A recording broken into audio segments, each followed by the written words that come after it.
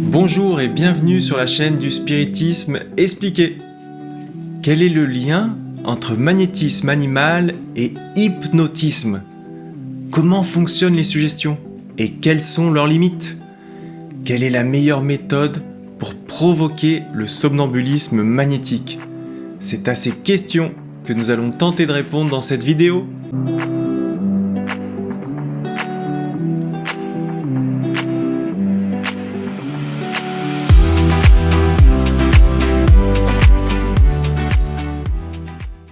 Nous avons vu précédemment le phénomène du somnambulisme provoqué ou magnétique et le rejet de son étude par les institutions. Eh bien, le magnétisme va faire son retour dans le champ académique sous un nouveau nom, l'hypnotisme. En 1841, le médecin anglais James Braid assiste à une démonstration de somnambulisme dirigée par le magnétiseur Charles Lafontaine. Braid émet une hypothèse. Cet état particulier ne viendrait pas d'un fluide magnétique, mais simplement de la fixation prolongée du regard sur les gestes répétitifs et monotones du magnétiseur. Pour le prouver, il demande à des sujets de se concentrer sur un objet brillant placé près de leur front. Et en effet, un épuisement nerveux déclenche un sommeil artificiel. En 1843, Braid baptise ce phénomène l'hypnotisme. Mais ce terme n'est pas tout à fait nouveau. Déjà en 1819, le baron d'Hénin de Cuvillers l'utilisait pour expliquer les effets du magnétisme par la suggestibilité.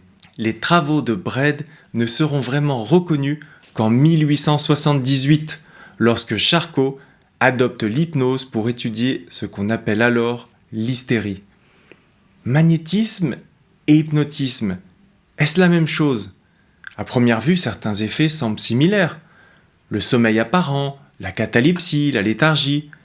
Mais Braid lui-même finit par admettre qu'il s'agit de deux états différents. Il a constaté que les magnétiseurs obtiennent parfois des résultats qu'il ne parvient pas à reproduire avec sa méthode. Par exemple, sous hypnose, aucun phénomène de guérison spontanée, ni de transmission de pensée ou de vision sans les yeux n'est observé. Mais quelle est la différence fondamentale? Tout est dans la méthode. Alors que le magnétiseur est actif, son sujet, lui, est passif. À l'inverse, l'hypnotiseur reste passif, tandis que son sujet est actif. C'est lui qui fixe son regard ou subit un stimulus violent, comme un bruit soudain par exemple. Autre distinction, sous hypnose, le sujet entend tout le monde et peut être réveillé par n'importe qui. Le somnambule magnétique, lui, ne communique qu'avec son magnétiseur. Alors que les magnétiseurs enregistrent des succès dans la guérison sans provoquer le somnambulisme magnétique, en hypnotisme, le sommeil et la suggestion sont essentiels pour guérir. Dans un traitement hypnotique, il n'y a aucun échange de l'opérateur au malade. L'hypnotiseur cherche à endormir son malade afin de le mettre dans un des états de l'hypnose qui lui permettra de lui imposer l'idée de guérison. Or, les suggestions sont difficiles à implanter car elles s'affaiblissent une fois que le sujet est à l'état de veille. Contrairement à ce qu'on pourrait croire, la suggestion n'a pas été inventée par les hypnotiseurs. Les magnétiseurs la pratiquaient déjà, à commencer par Puységur. Son premier somnambule, Victor Rass, lui demandait des suggestions lorsqu'il était en somnambulisme afin de corriger son moi ordinaire de l'état de veille. Mais jusqu'où peut aller cette influence? Puységur mène des expériences et observe une limite claire. On ne peut pas imposer une suggestion contre la volonté profonde d'un individu. Même en état de transe, le libre arbitre persiste. Une suggestion contraire aux convictions du sujet ne fonctionne pas. D'ailleurs, les premiers magnétiseurs insistaient sur un point. Leur rôle n'était pas d'aller à l'encontre de la volonté des sujets, mais de collaborer avec eux. Le rôle du magnétiseur consiste à soutenir et à amplifier la volonté du somnambule, éveillant ses ressources internes et favorisant ainsi les conditions propices à son auto-guérison. Avec le temps, les frontières entre magnétisme et hypnotisme deviennent de plus en plus floues.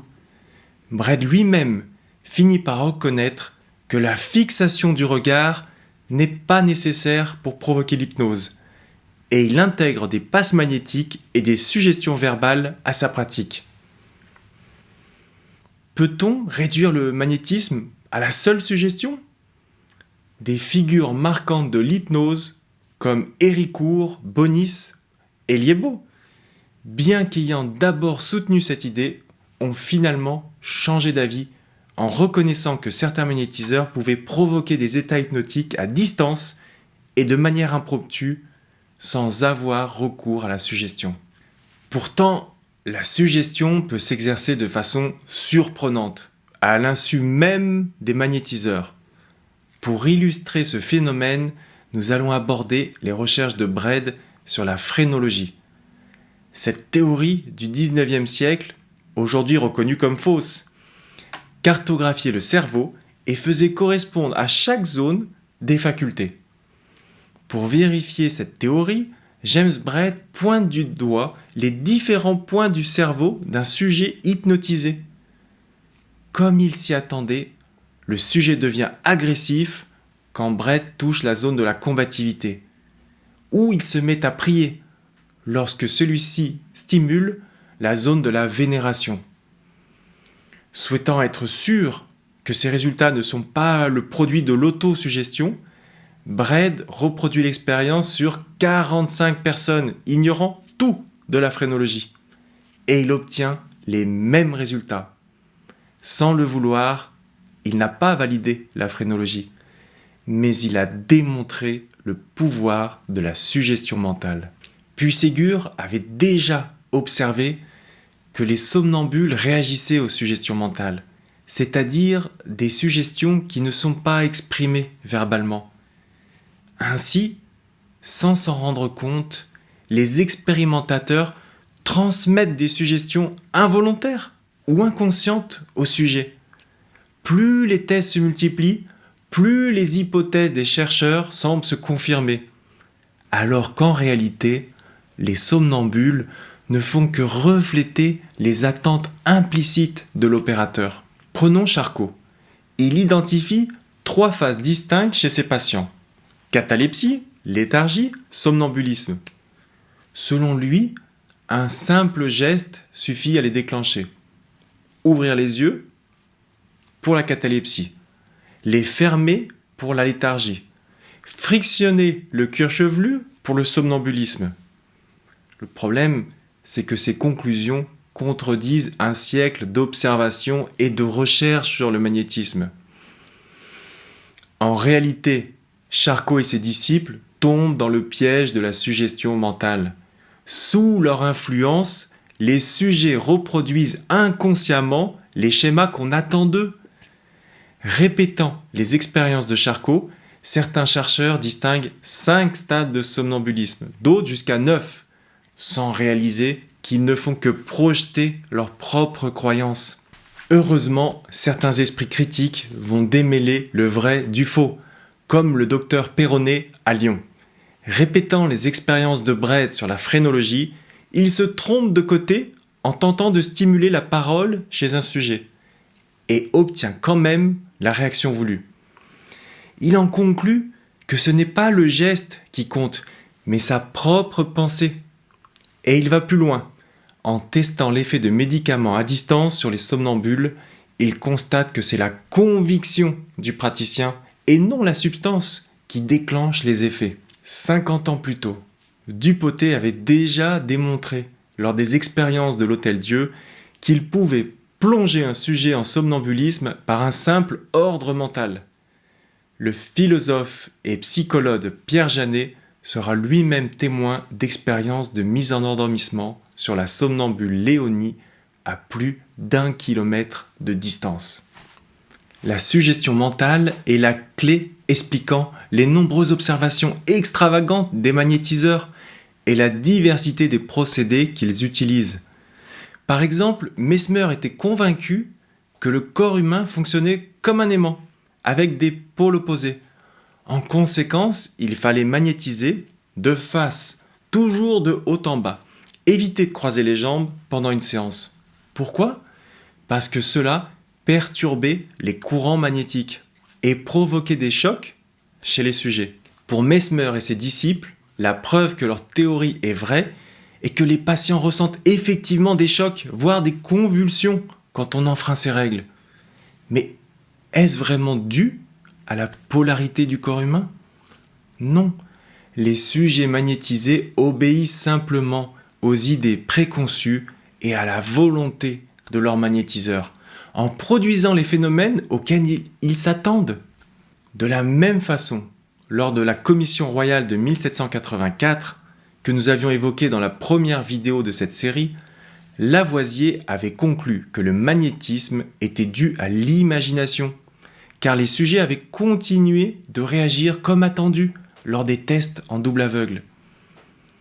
C'est Puységur qui a découvert le premier que les théories de Mesmer sur la polarité humaine étaient fausses et que les patients obéissaient aux injonctions inconscientes de leur magnétiseur. Cela devait être ainsi, du moment que, bien convaincus eux-mêmes de la nécessité d'employer ces procédés, ils avaient précédemment soumis, sans s'en douter, la mobilité de ces êtres éminemment et naturellement magnétiques à l'empire et à l'influence de toute leur persuasion. Mais ce n'était qu'une illusion. C'est Victor Rass, plongé en état de somnambulisme, qui révéla à Puységur le rôle déterminant de la volonté dans les procédés magnétiques. Le premier somnambule magnétique que j'ai obtenu à Buzancy m'a appris que les verges de fer, l'observation des pôles, les gestes, les attouchements d'une façon plutôt que d'une autre, etc., et toutes les formules et accessoires enfin des baquets mesmériens étaient nullement nécessaires à l'acte magnétique, et que ma volonté en était le seul et unique agent. Puységur simplifie donc les procédés magnétiques en se contentant de présenter sa main sur la zone à traiter. Malheureusement, il sera peu imité. La plupart des magnétiseurs continueront à multiplier les gestes complexes sans se rendre compte que leur propre croyance crée les effets observés. Certains imposent les mains sur le front, d'autres sur l'estomac. Certains utilisent des aimants, d'autres des baguettes métalliques. Un siècle plus tard, Hector d'Urville est convaincu d'avoir démontré que le corps humain a une polarité magnétique, jusqu'à ce qu'un autre magnétiseur démontre qu'il suffit de croire le contraire pour inverser les effets. Même Deleuze, pourtant conscient du rôle clé de la volonté, reste attaché aux passes magnétiques, et il popularise l'idée que les passes à grand courant ou passes longitudinales permettent de concentrer le fluide magnétique, alors que les passes transversales permettent de le soustraire. Dupotet, malgré le profond respect qu'il voue à Deleuze, n'hésite pas à le critiquer sur ses méthodes. Les procédés magnétiques enseignés par cet auteur ne sont pas exempts de critiques. Il n'est pas besoin de se toucher les pouces, d'avoir les genoux et les pieds contre les genoux et les pieds de celui qu'on magnétise.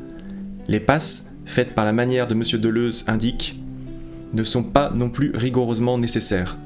Vous pouvez les faire en long, en large, en travers, en descendant, en remontant, pour obtenir le même effet. Dupotet est en opposition avec son contemporain Charles Lafontaine, qui était lui convaincu de la présence d'un fluide magnétique mis en mouvement par la gestuelle physique et qui reléguait la volonté à un second plan. Charles Lafontaine s'était forgé cette conviction après avoir observé qu'il avait involontairement provoqué des états somnambuliques sur des spectateurs assis à proximité de ces sujets. Ce qu'il ignorait, c'est la capacité d'autosuggestion de certains individus particulièrement sensibles et capables de s'auto-magnétiser. Quelle proportion de la population est sensible au magnétisme et susceptible d'entrer en somnambulisme ? Les chiffres varient. Deleuze, qui se concentrait sur la guérison et non pas sur l'expérimentation, avait noté qu'environ 5% des personnes entraient en somnambulisme. Le docteur Liébaud avait enregistré environ 20% de personnes sensibles. Et le baron Dupotet, dont la puissance magnétique était au-dessus de la moyenne, avait observé environ 30% de personnes sensibles. Il est important de mentionner que tous trouvent le même pourcentage de personnes sensibles chez les hommes et les femmes, contrairement aux idées que les détracteurs du magnétisme propageaient, à savoir que les femmes et les enfants avaient une prédisposition au somnambulisme, l'attribuant à une imagination débordante ou, soi-disant, une fragilité naturelle. On retrouvera les mêmes fausses informations quelques années plus tard, au sujet des médiums, accusés eux aussi d'être principalement des femmes hystériques ou des individus trop impressionnables. Voilà, c'est tout pour aujourd'hui. Si vous voulez en savoir plus sur le sujet, je vous recommande l'ouvrage de Julian Oshorowitz sur la suggestion mentale, disponible gratuitement sur Gallica et dont vous trouverez le lien en commentaire. Si le sujet vous a plu, pensez à liker la vidéo, à la partager et à vous abonner pour aider à la diffusion de la chaîne. Merci et à très bientôt.